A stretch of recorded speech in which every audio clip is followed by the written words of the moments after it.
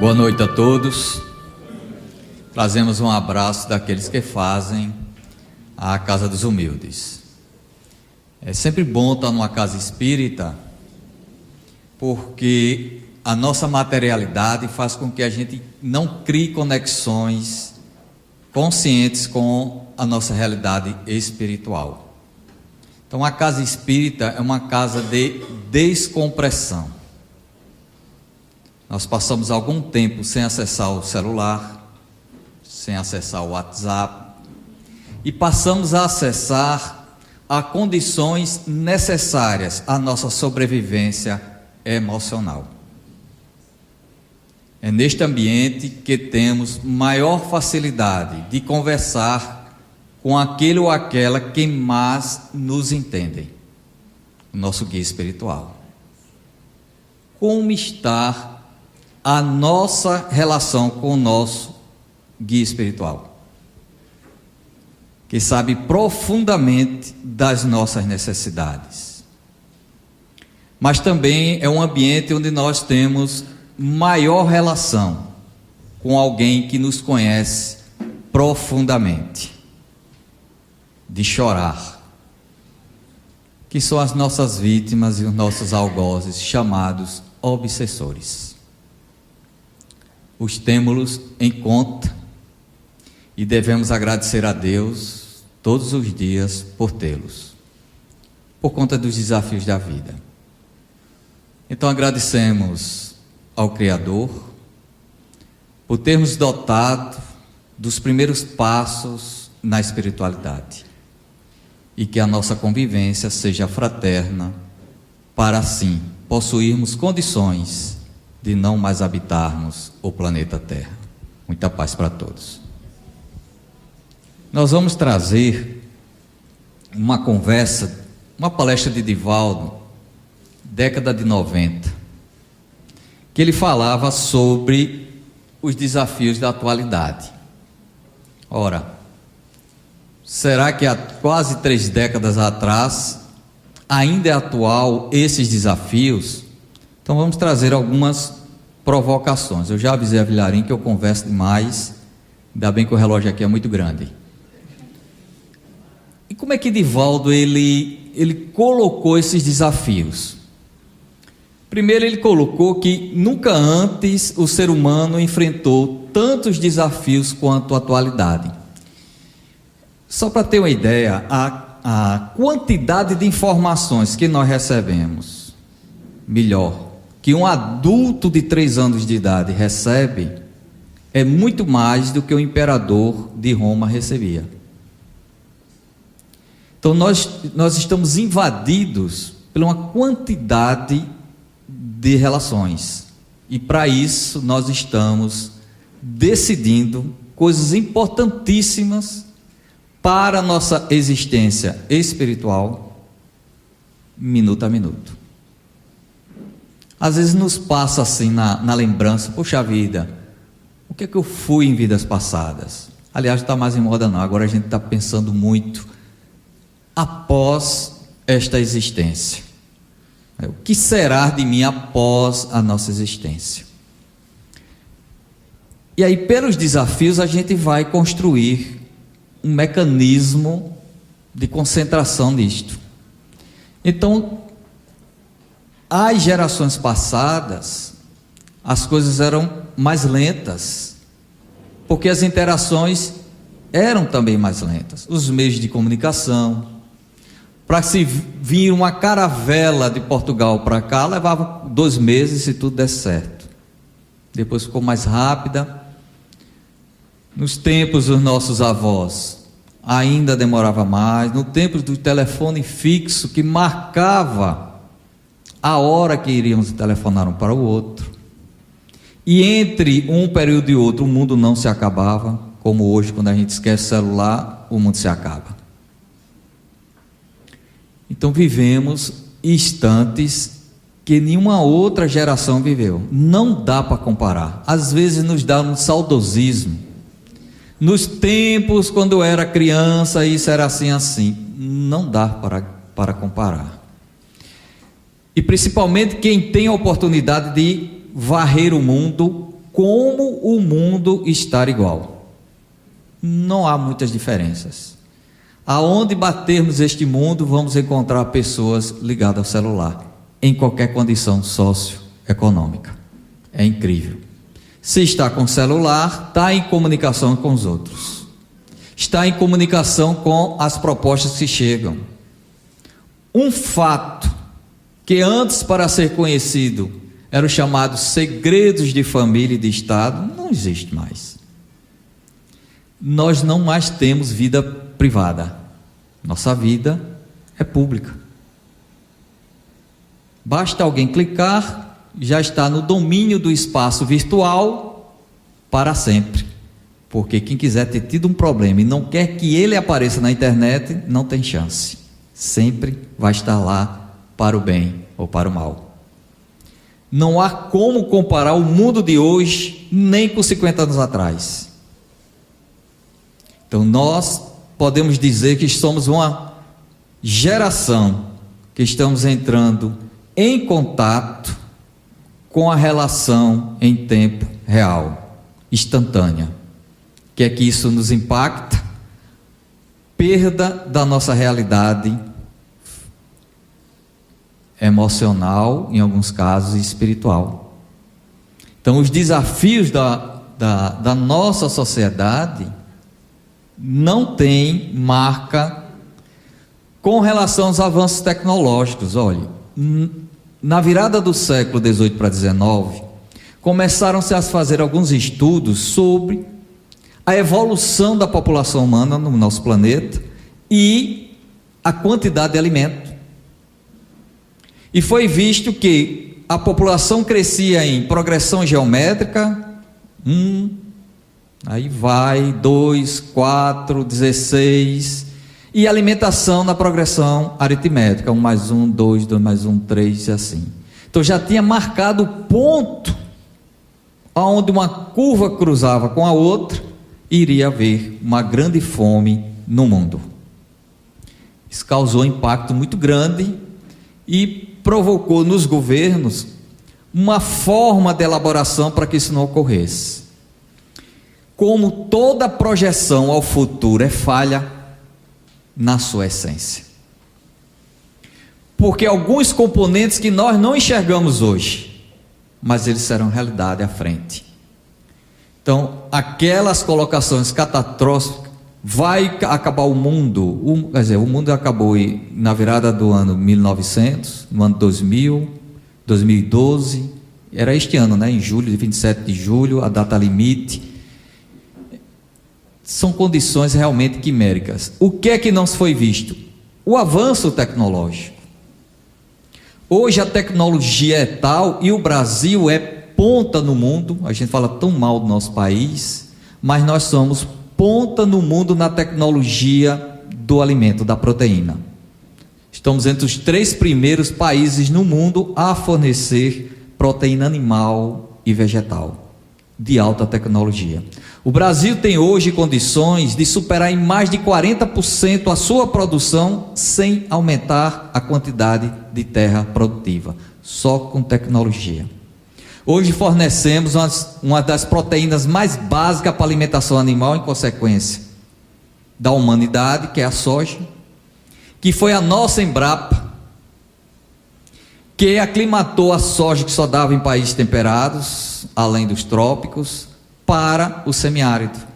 Por isso que a Bahia, o oeste da Bahia, Mato Grosso, Tocantins, Maranhão, se transformaram em celeiro para o mundo. Então, não pensar em termos tecnológicos, nós não temos ideia. E o mundo está prestes a passar por outra evolução muito rápida, que vamos entrar agora na época da computação quântica. Aí vai ser realmente algo espantoso para nós. Ainda vamos ver isso, porque o Google já começou a testá-lo com a NASA. E a NASA, infelizmente, semana passada deixou escapar isso, alguém que estava trabalhando lá. Avanços tecnológicos, não é nada que nós temos. Hoje o país de ponta em tecnologia é a China. De ponta. É a China que está produzindo hoje as tecnologias. Na área de energia, na área de veículo. É sempre assim, né? Quem aposta na educação não tem outro. Quem mais forma doutores e pós-doutores no mundo é a China.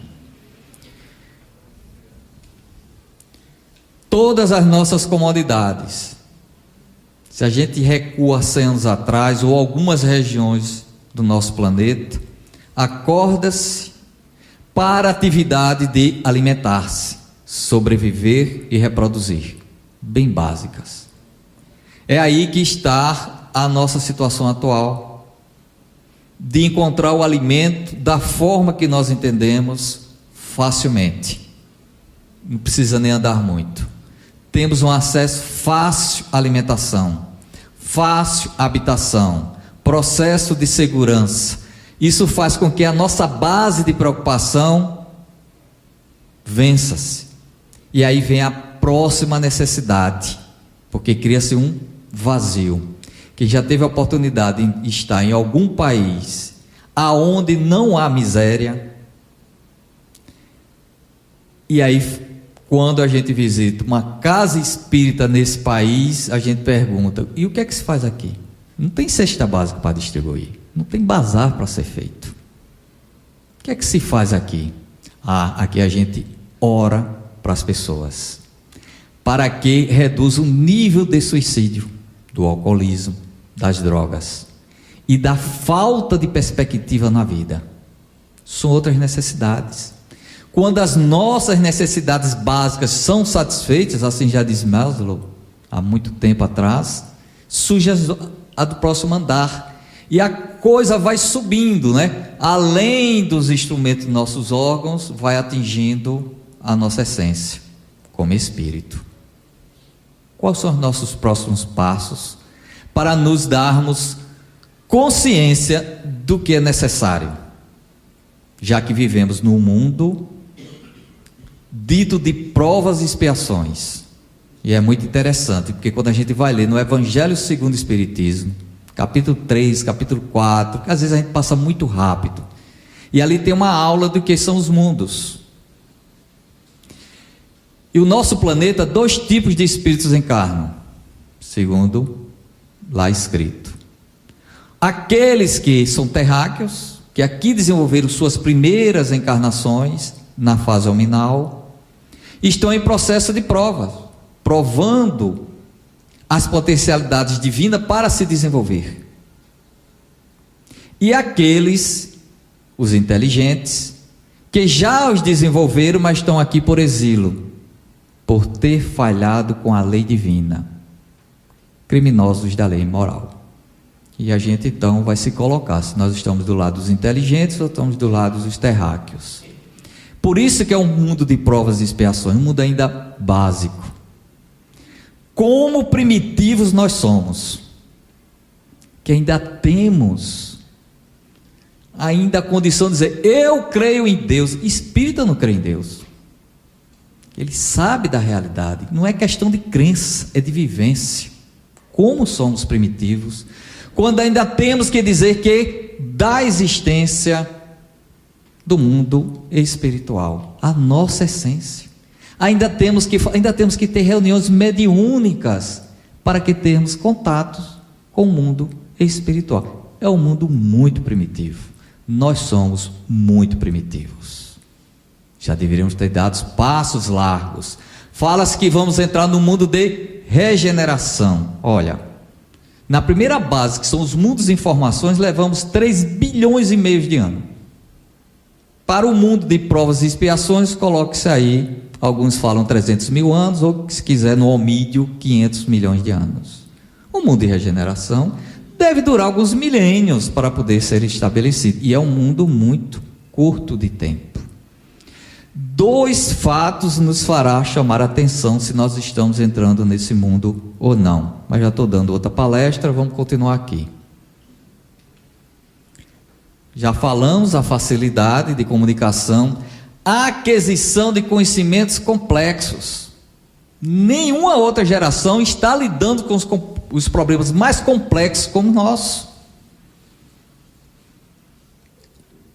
Para se ter uma ideia dessa complexidade, quando a gente traça uma curva de aprendizado, não tem como.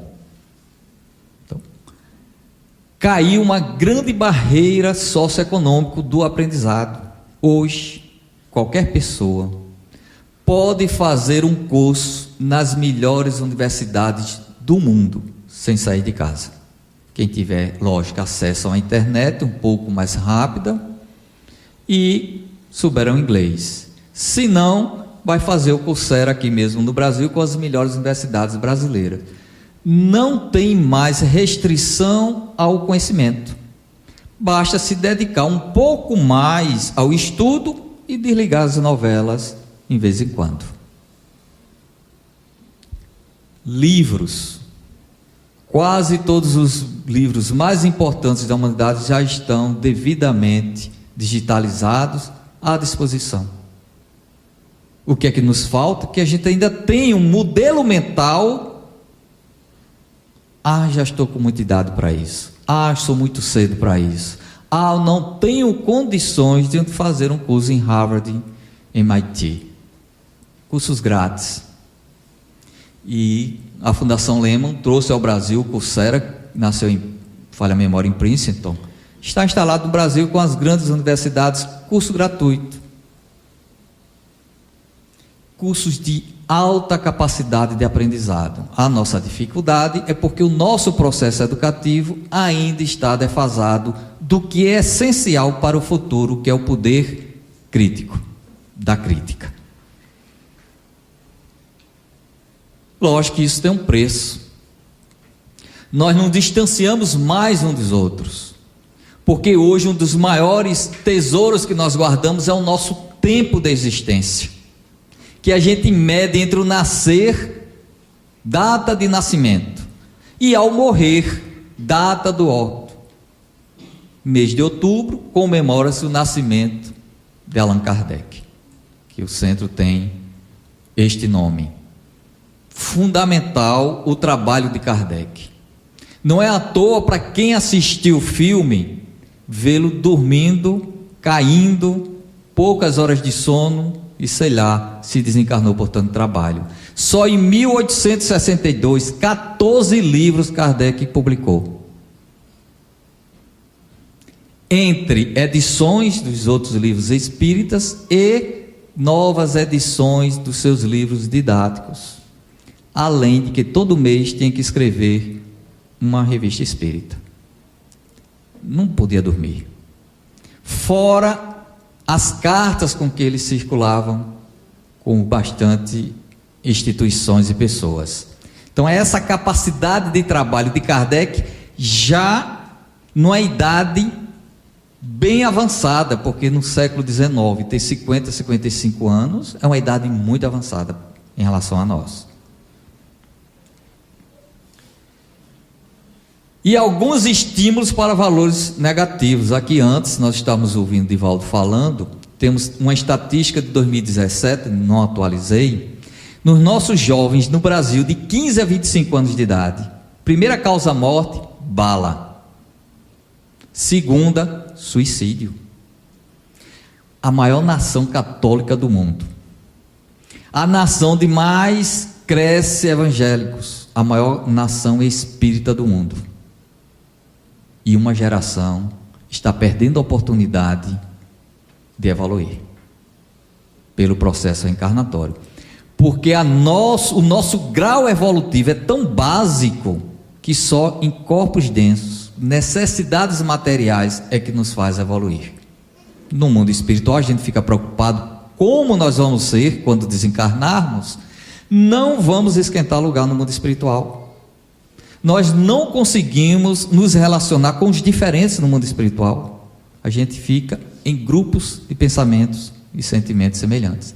E aí vem a necessidade de estarmos nesse cadinho que o mergulho na carne nos traz, para aprendermos a conviver com os diferentes.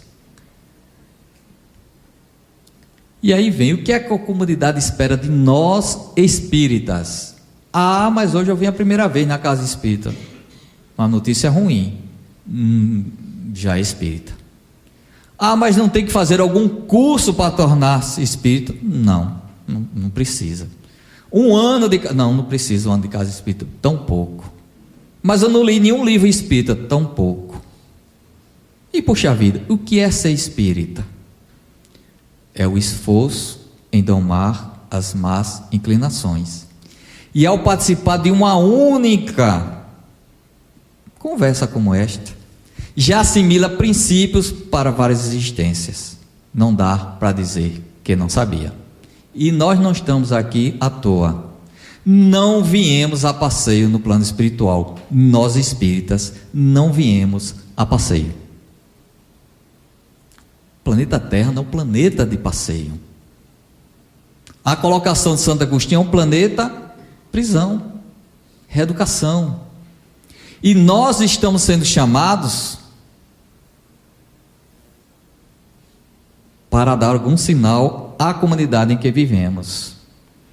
Nós estamos realmente sintonizando com a equipe espiritual do bem. E como é que nós nos sintonizamos? Fazendo uma prece? Fazendo a campanha do quilo? Participando de reunião mediúnica, dando passe, ouvindo a queixa do outro? Só tem uma forma de se comunicar, é quando nós vamos fazer o bem desinteressadamente. Aliás, nem isso. Porque a gente começa a dizer, não, eu não faço mal a ninguém, é da minha casa para o meu trabalho, de lá para cá, não me envolvo com o mundo. Vai que risco. Não fazer o mal é dado, isso já é normal. Fazer o bem já é algo, porque está dito na visão espírita que para dormirmos com a consciência tranquila, temos que fazer o bem na extensão da nossa capacidade. Ou seja, se não ficou no limite das nossas forças, a gente ficou devendo. E aonde está o nosso limite de fazer o bem? Desinteressadamente. Não temos limite, somos divinos. Nada no universo é tão próximo do Criador do que nós. A sua semelhança. Então vamos, se nós estamos colaborando com a implantação deste chamado mundo regenerador, que a gente tem dois sinais. O primeiro é muito chato. A ética é o prato do dia. E a questão da ética não tem como ser mais ou menos ético, quase lá, ou é ou não é. E a nossa consciência, ou está só encarnado no planeta Terra, já diz que nós violamos a ética do Cristo muitas vezes. E estamos aqui para reaprender, porque o processo de justiça divina, ela é aliado ao amor e à caridade, não é punição, muito embora a gente vê, lendo na codificação, Deus assim o quis para o punir, ou melhor, quem se pune somos nós mesmos, quando a nossa consciência nos aponta uma falha. Educação é o processo, reeducação é o processo. Se o anjo da justiça divina vem para que a justiça, porque as nossas vítimas oram por justiça divina, nos encontra no mesmo caminho de sempre, a justiça vai ser feita, as restrições vão ser impostas. Mas se o anjo da justiça nos encontra no caminho do bem desinteressado, não tem o que fazer, é aguardar, porque a coisa já está andando.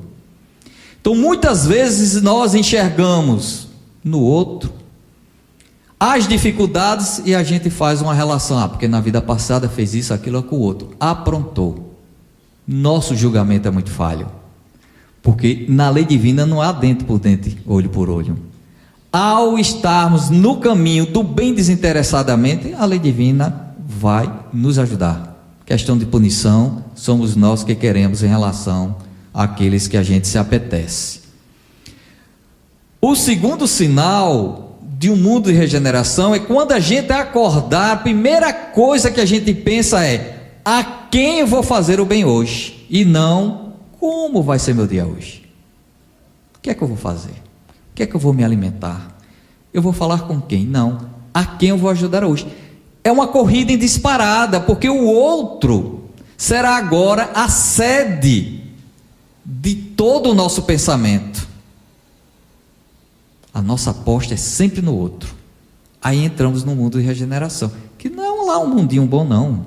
O mal está presente, Mas os bons momentos nossos já ousa a falar mais alto.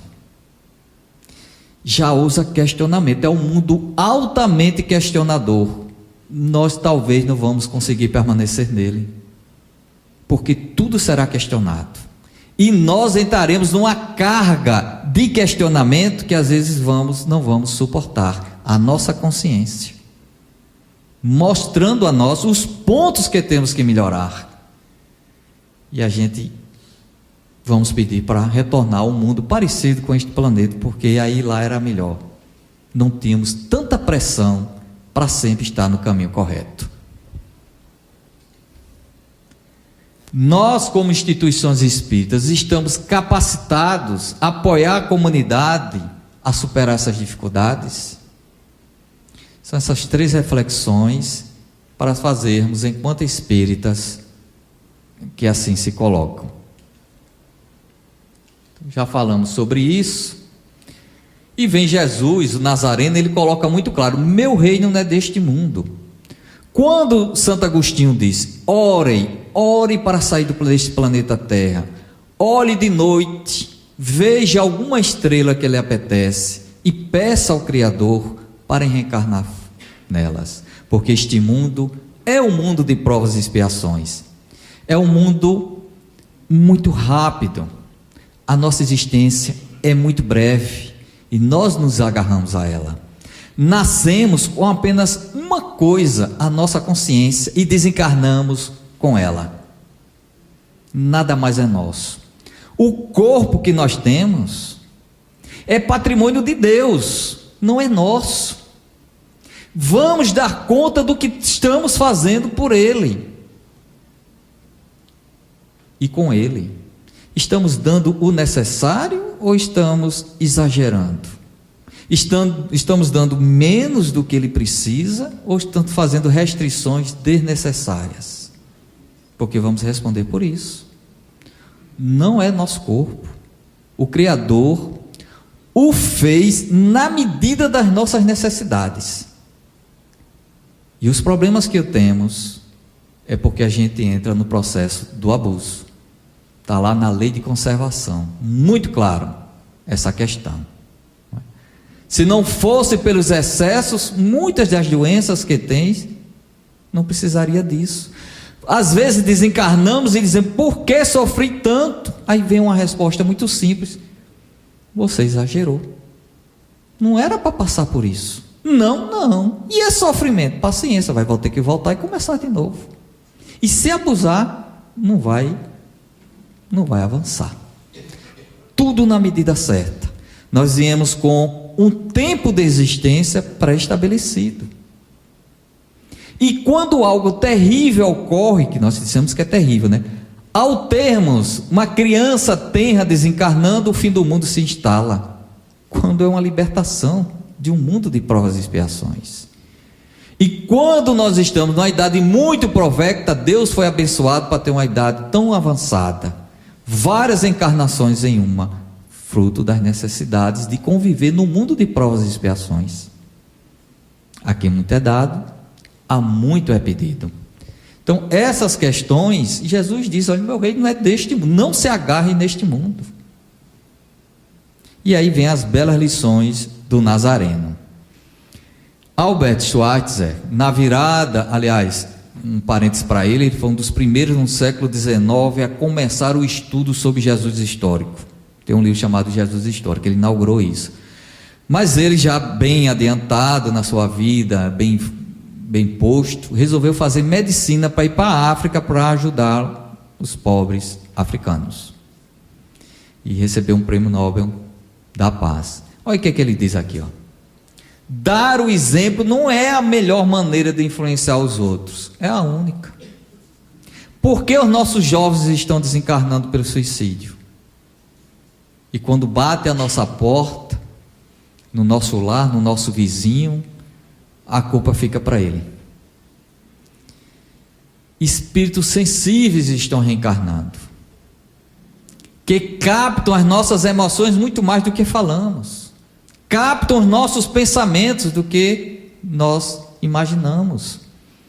E ao chegarmos no nosso lar ou na rua, dizendo: esse mundo não presta, está cada dia pior do que o outro, não tem jeito, isso é uma carga emocional, e sai pela porta do suicídio.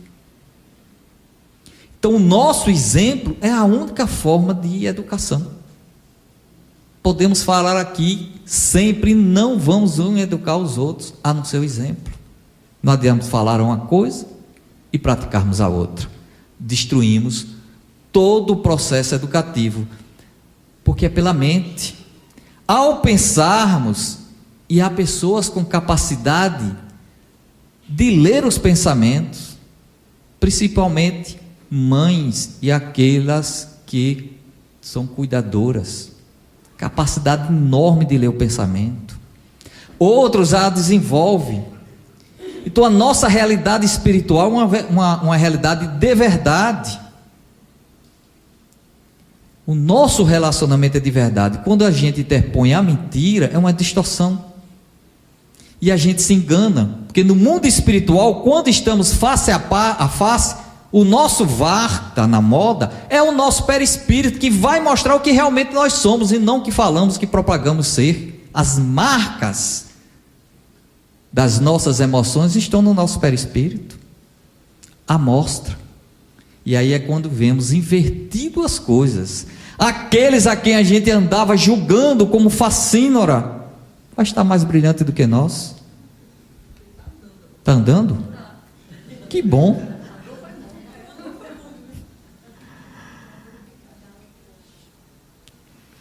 Então Santo Agostinho, ele disse: fazei como eu fazia quando aí estava encarnado, século IV. Consulte a consciência. Vamos olhar o que fizemos no dia, selecionar aquilo que nós identificamos que procedemos mal, para que no dia seguinte a gente vá para a reparação. O maior problema que nós temos é o nosso passado, quando a gente está preso a ele. Quando nós identificamos algo ruim que fizemos, devemos ir atrás do perdão. E a primeira pessoa que nós devemos pedir perdão é a nós mesmos. Se a gente não conseguir se perdoar, não vamos conseguir ultrapassar a dor da culpa. Aí a gente paralisa, é pior do que não soubesse. Libertado do passado, quando a gente se perdoa dos crimes e das dificuldades que causamos aos outros, porque crimes há de diversas formas, nós aí vamos enfrentar o futuro, porque o próximo passo é pedir reparação, e o Criador ajusta isso. Aí a gente está confiante, está olhando o futuro sem ser preso ao passado. Ah, mas você... Sim, já me perdoei. E as suas vítimas, estou pronto a reparar, elas não irão te perdoar. Aí é questão com ela. Esse é o processo chamado desobsessivo. Porque as marcas do sentimento de culpa é o processo da auto-obsessão que se instala. E a obsessão não são passes e algo fluidificados em uma conversa com o espírito que vai resolver rápido. Casa espírita não afasta o obsessor. Casa espírita inicia o processo de educação. Porque no binômio obsessor e obsidiado, a gente não sabe quem é quem. São processos antigos. Então, quando ainda conseguimos entender que aquele processo obsessivo foi resolvido, é porque não começou nessa existência esse processo de ajuste. Só foi o final. Porque uma obsessão séria são algumas reencarnações para se ajustar.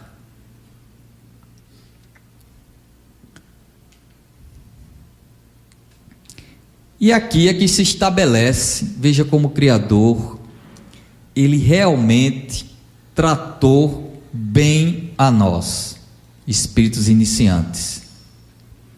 Primeiro, nos deu um guia espiritual, que hoje na palavra moderna é um coach. Alguém especializado na nossa existência,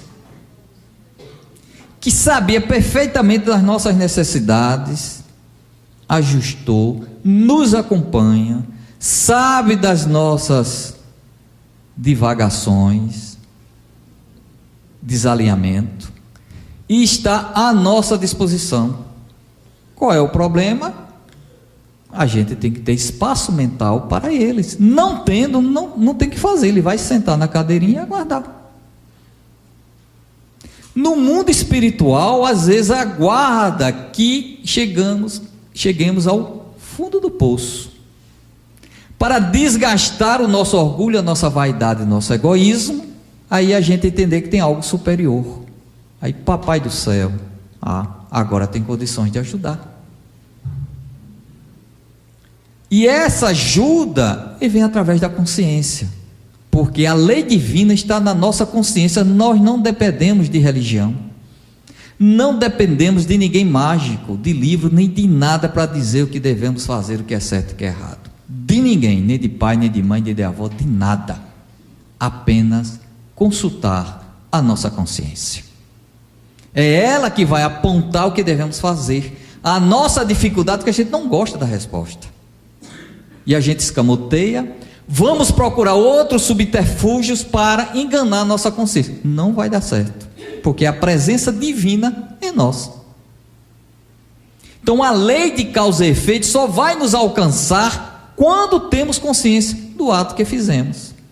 E se não temos consciência, a própria existência no mundo de provas e expiações vai fazer com que a coisa ande. O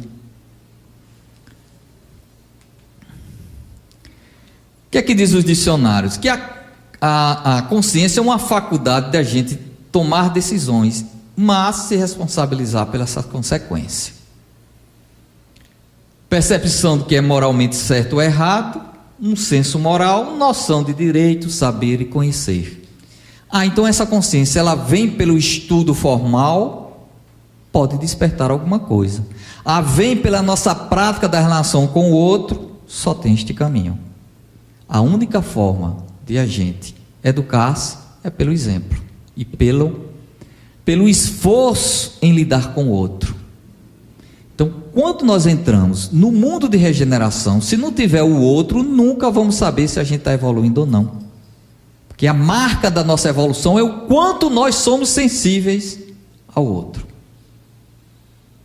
E não por não termos problemas. Evolução.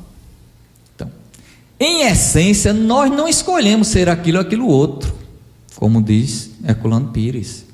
Nós somos aquilo que o Criador fez no seu plano de criação. Em essência, nós somos e fomos criados. O Elharim, ele me disse que ao final tem um Pai Nosso. É uma das orações mais impactantes e sérias. Se a gente soubesse, nem ousaria orar o Pai Nosso. Porque a gente o faz de uma forma tão infantil, porque fomos assim ensinados, que a gente não raciocina do que estamos falando. Pai nosso que estais nos céus, no plano, santo é seu nome, porque para a época que Jesus falou, o nome santo é o nome de maior reverência que deveremos ter. E a gente usa o nome de Deus para tudo, inclusive para as nossas vinganças. Estou pulando, né? Seja feita a vossa vontade, assim na terra como nos céus. Aí o Criador, ótimo, quando vem fazer a sua vontade em nós, a gente pula. Diz, meu Deus, o que é que você tem contra mim? Por que esta doença em mim? Por que essa desgraça em mim? Por que essa desgraça na minha família? Por que o mundo é uma desgraça? Você não pediu para fazer minha vontade? Por que está reagindo à minha vontade? Seja feita a vossa vontade. Sobre todas as coisas. Sobre nós, o outro. Tudo é a vontade de Deus. As nossas preces, elas começam com pedidos. E para quem pede a Deus, pede. Mas pede com vontade. Qual é o pior? Que recebe. E aquela que diz, perdoa as minhas... Eu nem cheguei lá, porque é malvadade demais. Só estou na primeira. Você já pisa na garganta, chega lá. Então veja que nas nossas preces ao Criador é a vontade dele, mas a gente só pede a nossa. É como uma criança de um mês de idade, 2 meses, pedindo alguma coisa. O pior é que nós recebemos. Quando nós... Ninguém gosta dessa parte não, mas eu insisto. Quando nós recebemos, aumenta as nossas dívidas. Porque quem recebe, quem não merece, fica devedor da chamada misericórdia divina. Vai ter que devolver. E a moeda existe. E aí vem a gente às vezes acorda com uma vontade imensa de agradecer alguma coisa. Perigo.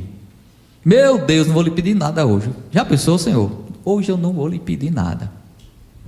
Aliás, fizeram tanta pressa para o Náutico ser campeão que arrumaram aí um negócio para ele. Aí o plano espiritual disse: o que, rapaz? Está agradecendo. Porque quando a gente agradece, porque a gente tem uma sensação que está tendo, que está satisfeito. Ora, quando a gente se coloca satisfeito, qual é o próximo passo? Está taludinho, barriguinha está cheia, a vidinha está ok, pronto, é hora de devolver. É quando a gente inventa, por um descuido, aquele negócio que a gente acorda assim meio descuidado e faz: meu Deus, olha, nem vou pedir nem agradecer hoje, está vendo? O senhor está na boa. Faz o seguinte, deu uma vontade assim de ajudar, bota aí umas coisas. Eu quero ser instrumento da sua paz. Vê o que é que me arruma. Pronto, é só problema. É problema de manhã, de tarde, de noite, que cai do céu, cai do inferno. Aí a gente, poxa vida, que negócio é esse? Mas vem cá, você não queria estar à disposição de Deus? Era, mas não sabia que esse pandemônio. É porque é o seguinte, minha gente, é muita gente pedindo e pouco querendo ajudar. Quando alguém se coloca à disposição, aí a gente agarra com unhas e dentes. Porque a gente encarna espíritas fruto de uma equipe espiritual. Parte ficou lá, parte encarnou aqui. O primeiro problema sério que acontece é que a gente faz plano espiritual, resolve esse negócio. Isso, você foi para ir para resolver e vem falar o quê? Você foi preparado para isso. Vai e resolve essas coisas. Aí a gente começa a rezar para ter as questões materiais, começa a rezar para trazer para os espíritos fazerem tudo. E o que é que vocês estão fazendo aí? A passeio? As condições materiais foram dadas? Está lhe faltando alguma coisa? Nós somos felizardos em estar nos 3, 4% que se alimenta, tem a quantidade de calorias adequadas. Que fome não é só a fome, que já dizia Josué de Castro, pernambucano do século XX, grande estudioso da fome. É quando ingerimos caloria menos que necessita. É fome. E quem o faz deliberadamente, para ter um corpito bailarino espanhol, bailarina espanhola, vai dever no plano espiritual, porque está fazendo o que com o corpo que Deus nos deu? Então a fome há vários meios, há várias formas. O que é que nós que estamos saciados estamos fazendo para a fome dupla? Material, país, celeiro do mundo em proteína animal e vegetal. Passa-se fome no Brasil. Tem como a gente conceber isso? E a fome espiritual, quando a gente nega a vida do outro, a pessoa vem falar sobre um problema, a gente acresce mais. Esse problema é nada, se você acontecesse com você, isso, aquilo outro, eu queria ver como você reagia. A pessoa, diz lá. Entra em depressão e a gente é muito fraco. Fomos nós a causa. Mas essa é uma causa direta, fácil de enxergar. E é aquela que vem da nossa omissão? Quando nós vamos ser contados com uma geração de omissos. Estamos vendo os jovens recém-nascidos já dando os bons exemplos aí, abrindo mão do que nós imaginamos que é a felicidade, que lá atrás nossos avós era estar no Banco do Brasil, ou aonde? Como advogado, ou como padre, ou delegado de polícia, alguma coisa, ou médico. Hoje ele disse: não, felicidade não é nada disso, não é nada questão material. Eu quero a sua emoção para comigo. Aí a gente está falho na emoção, porque a gente só se preocupa com a nossa emoção. Ai meu Deus, tem tão mal hoje, eu acho que eu não vou nem para o centro. É tudo que o obsessor quer. Essência é o que somos. Nós passamos por experiência, estar encarnado, experimentando. Ah, mas não gosto de problema não, eu fico aqui a parte do mundo, não vai evoluir. Mundo é estar nele. com os problemas, errando, acertando. Ninguém é santo, ninguém está aqui. Alguém tem carteira aqui da estrela de Sírios? Não, carteira tudo terráqueo. Já olhamos um para o outro e vemos que não dá para pedir santidade. Mas a nossa essência, através da experiência, é atingir o grau de consciência, que é perceber a lei divina, é perceber o divino em nós, que a gente só pensa em Deus com o velhinho lá em cima, escolhendo quem é quem faz melhor prece ou não. Que imagem pagã, não é nem cristã, pagã. Paganismo é que trabalhava com isso, e o toma lá da cá. Olha, se eu for certinho, você me arruma alguma coisa boa? E o Criador na nossa consciência. E a gente não acessa. E temos alguém que facilita esse acesso, que é o nosso guia espiritual, à nossa disposição. E temos a lei divina à nossa disposição, só não faz por má vontade nossa. Toma encarnação, que nós vamos ter tantas quantas encarnações seja necessária para que o nosso orgulho e egoísmo chegue. E a vida ela é tão variável, interessante. Tá? O Brasil é uma coisa interessante. A gente tem olhado o mundo aí, comparado com o Brasil, a gente fica... Tivemos uma das maiores escravaturas do mundo, em tempo e em quantidade, e ainda não nos libertamos desse processo. É só olhar nossas casas, está lá o quarto e o banheiro do profissional doméstico. E quando se falou em assinar a carteira, o mundo ia se acabar, todo mundo ia ser demitido, porque é um absurdo assinar a carteira do meu empregado, da minha empregada doméstica. Cidadania. Vários países isso não tem. Não consegue imaginar que uma casa seja distribuída dessa forma. Ainda requisitos das nossas senzalas. O Brasil precisa passar por uma revisão do que é ética. Estamos muito longe disso.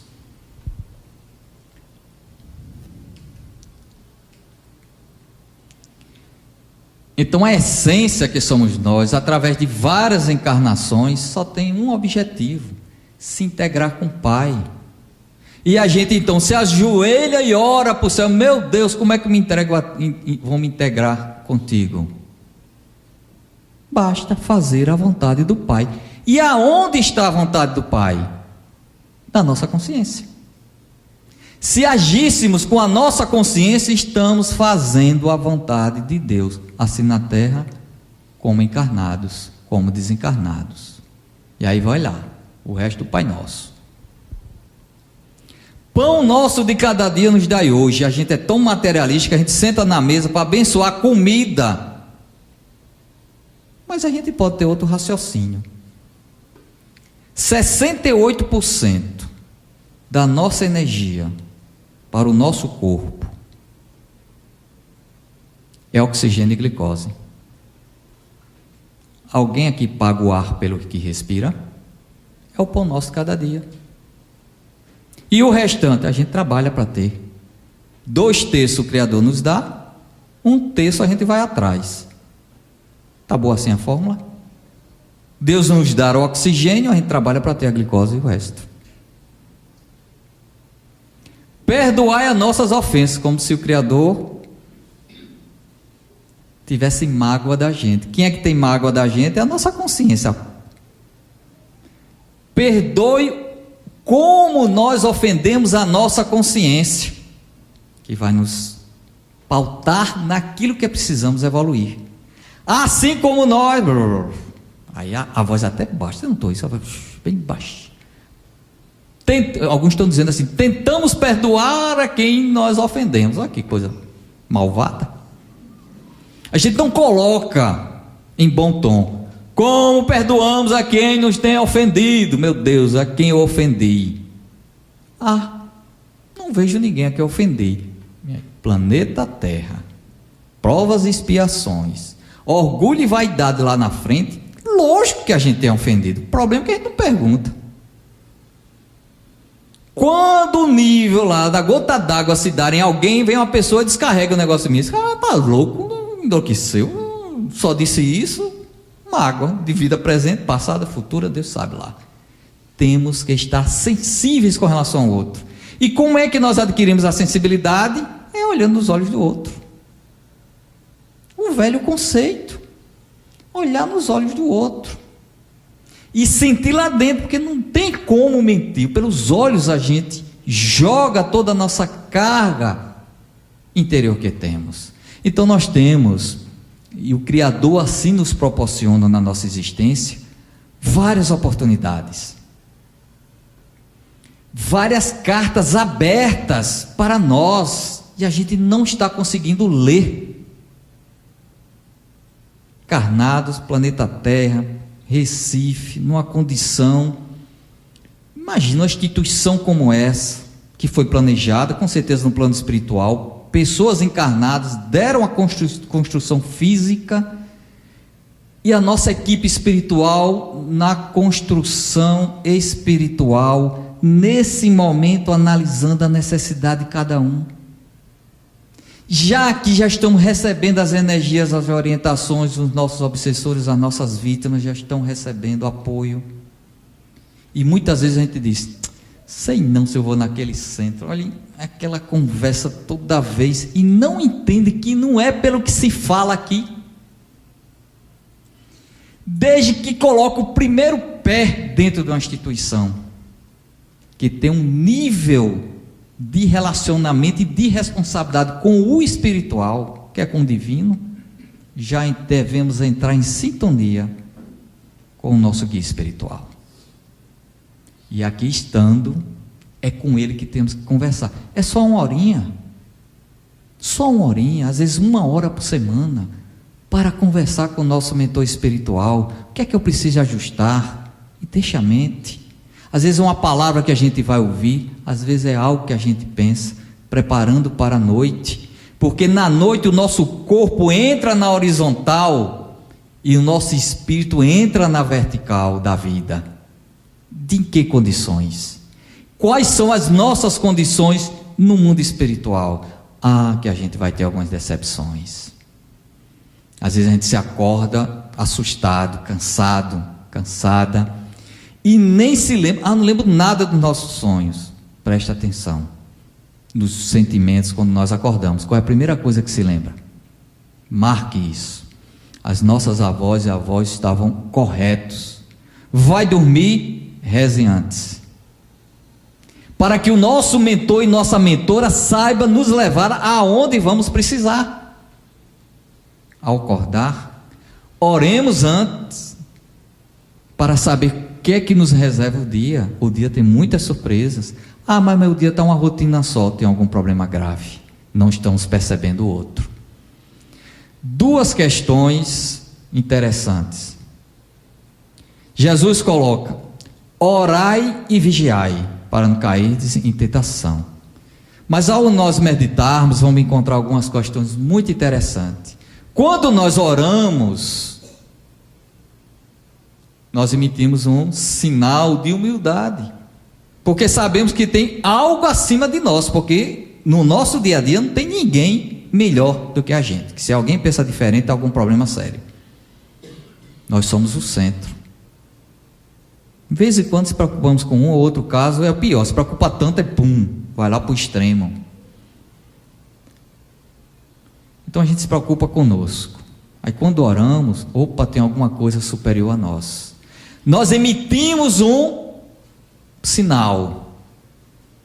E o vigiai é para que a gente vigie qual é a resposta do Criador para nós, para não perder esta resposta, porque ela nos vem de forma variada e diversa e a gente não percebe, e botamos a culpa no Criador, que não me ouve os meus lamentos. E agora o inverso: vigiai e orai. Quando estamos no dia a dia, vigiemos o nosso pensamento de desânimo, de crítica, de querer esgoelar o outro, de dizer algumas grandes verdades na cara do outro, que segundo o Chico, mais vale uma mentira que acalenta do que uma verdade que fere. Então a gente vigia os pensamentos, sensação do suicídio, sensação de agressividade, vem, aí a gente ora. para que o nosso guia espiritual venha nos proteger. Orai, vigiai, vigiai, orai. São coisas simples que às vezes a gente abdica por acharmos que estamos a passeio no planeta Terra. Não estamos. Grave é o momento que vai exigir de nós não palavras, exemplos e bons pensamentos. Quando a gente atingir um nível de dominar os bons pensamentos, a gente nem conhece a pessoa, a gente olha ali e já está orando para ela. Não, não conheço, mas pode ter tido na noite anterior contato com ela. E nós não percebemos, porque nada é por acaso no mundo. Nenhum rosto aqui é desconhecido.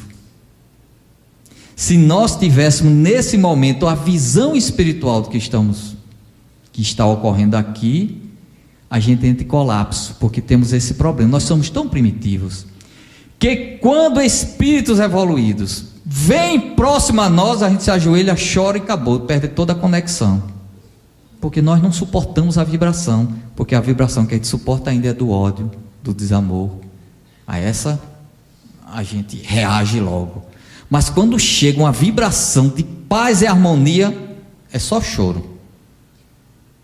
E o espírito perde a oportunidade de um mundo de relações.